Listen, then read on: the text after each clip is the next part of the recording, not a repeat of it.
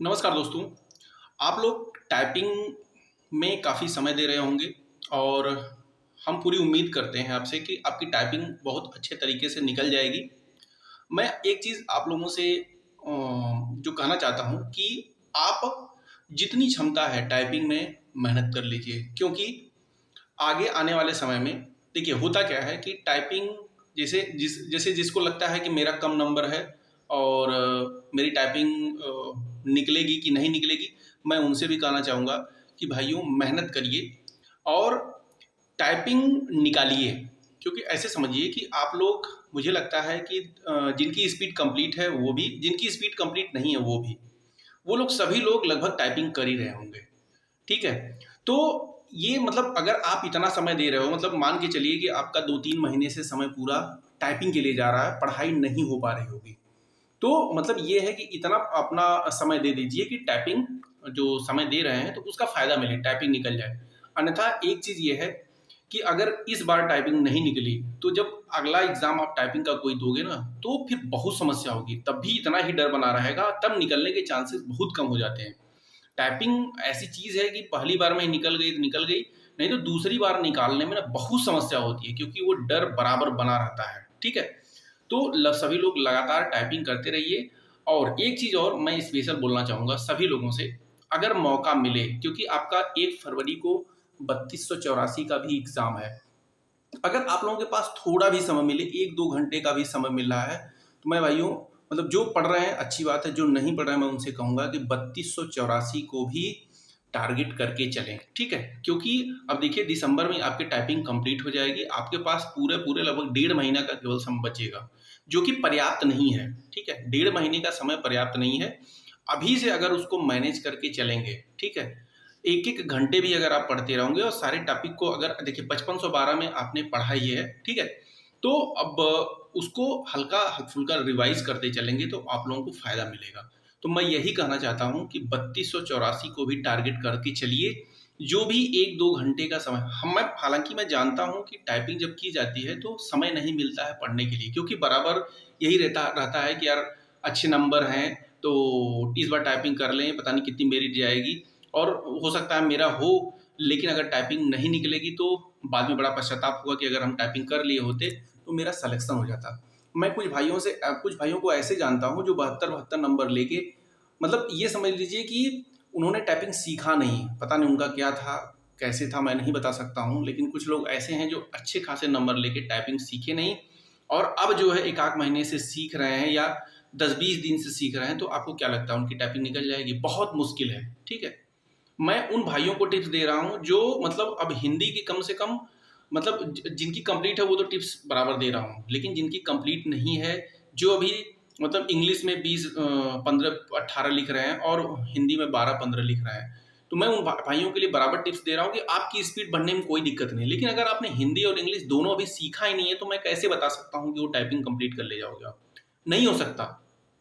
जो अभी 2-4-6 दिन से सीख रहा है वो कैसे कंप्लीट कर लेगा? क्योंकि 1 महीने में टाइपिंग नहीं सीखी जा सकती भैया। ठीक है? अब ये है कि अगर आप इंग्लिश में स्पीड है, मान लीजिए पहले से सीखे पढ़े हैं, 15, 18, 20 की है और हिंदी में भी वही है, 10 से 12, 15 की है, तो इसमें बढ़ाया जा सकता है। लेकिन अगर आप 2-4 दिन से अब सीखना स्टार्ट किए हो, तो कैसे वो टाइपिंग हो सकती है? ठीक है?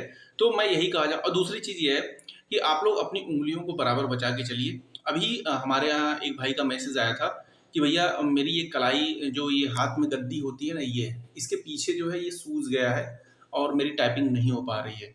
मैं भाई से, बस सभी लोगों से यही कहना चाहता हूँ कि भैया इस समय परीक्षा का प्रेशर में देखिए, उँगली ही अगर आपकी काम नहीं करेगी तो कैसे आप टाइपिंग कर पाओगे? वो पॉसिबल नहीं है टाइपिंग करना। तो मैं यही कहूँगा कि सबको, सभी लोग अपनी उँगलियों को बचा के चलें। अगर आप कहीं पहली बात तो मार्केट में निकलना कम थोड़ा कर दीजिए, क्योंकि जैसे क्या होता है ना, जितना ज़्यादा आप इसको बचाएँगे उतना ज़्यादा चोट लगने के चांसेस रहता है। मार्केट में मत निकलिए, हो सकता है कहीं उँगली किसी गाड़ी में टच हो जाए, किसी से टच हो जाए, तो हल्की भी अगर इसमें दर्द उँगलियों में होगा, तो टाइपिंग निकालने में मुश्किल हो जाएगा। ठीक है? इस समय आपका बचाव बहुत ज़रूरी है। ठीक है? और भी बचाव में क्या-क्या करना है, जो मैंने फ़ॉलो किया है, आपको जैसे कि इतने हिसाब से मेंटेन करके चलना पड़ेगा कि आपको बुखार ना आए, फ़ीवर ना आ जाए। ठीक है? अपने नहाने-खाने का तरीका एकदम मेंटेन करके चलिए, क्योंकि जुकाम का माहौल है। अगर टाइपिंग में जुकाम अगर हो गया या इस दौरान जुकाम हो गया तो आप टाइपिंग करने जब बैठोगे तो टाइपिंग करने का मन नहीं करेगा। तो ये सारी बहुत सारी चीज़ें आती हैं क्योंकि टाइपिंग देखिए हमेशा फ्रेश माइंड से ही होती है। अब सोचिए कि स्वस्थ रहने के बाद भी अगर हमारे ऊपर इतना प्रेशर होता है कि हम टाइपिंग मतलब ये होता है कि डर लगता है कि निकलेगी कि नहीं निकले। अगर आपको 1 आध 2 दिन इसमें तबीयत खराब हो जाएगी तो आप कैसे कर पाओगे? ठीक है? तो ये बहुत सारी ऐसी टिप्स हैं जो टाइपिंग में विशेष ध्यान दिया जाता है।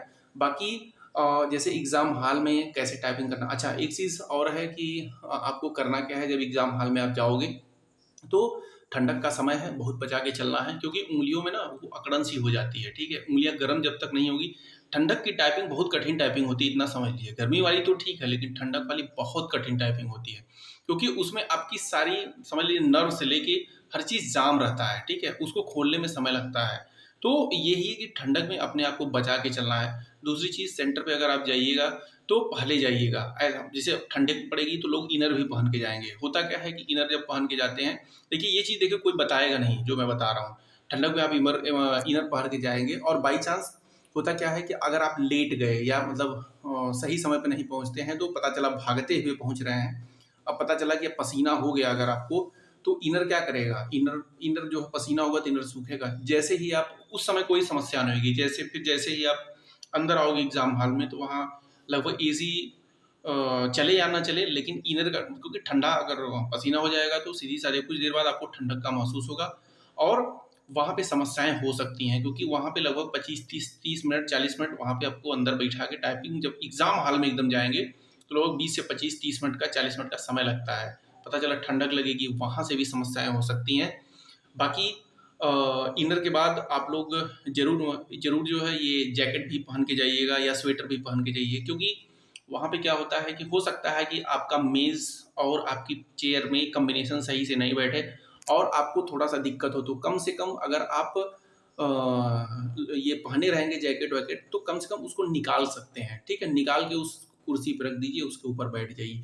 ये बहुत सारी टिप्स ऐसी हैं जो मैं समय-समय पर आप लोगों को देता रहूँगा और मैं यही पूरी उम्मीद करता हूँ कि जिन भाइयों की स्पीड कंप्लीट नहीं है, वो अपनी स्पीड को कंप्लीट करते रहें। इसके पहले जितना मैंने वीडियो बनाया है, बस थोड़ा-थोड़ा उसको थोड़ी छोटी-छोटी बातों को ध्यान देंगे, तब भी उनका कंप्लीट हो जाएगा। ये मैं गारंटी के साथ दे सकता हूँ।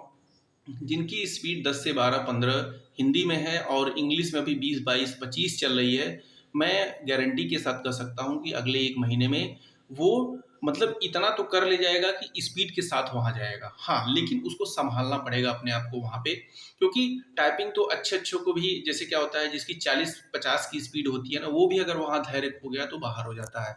सारा चीज़ देखिए स्पीड मेंटेन करने के बाद धैर्य का ही है। अगर आप धैर्य को बराबर लेके चलेंगे धैर्य के साथ चलेंगे, हार्ट बीट को सँभाल लेंगे और अपनी उँगलियों को नहीं रोकेंगे, तो मैं गारंटी के साथ कह सकता हूँ कि आपकी टाइपिंग कंप्लीट हो जाएगी। ठीक है? तो ये बहुत सारे टिप्स हैं, बाकी जो चीज़ें मुझे याद आती रहेंगी, वो मैं आपको बताता रहूँगा। अगर मेरा चैनल आपको या जो बातें मैं बता रहा हूँ, आपको अच्छी लगी तो चैनल को लाइक, शेयर और सब्सक्राइब ज़रूर करिए।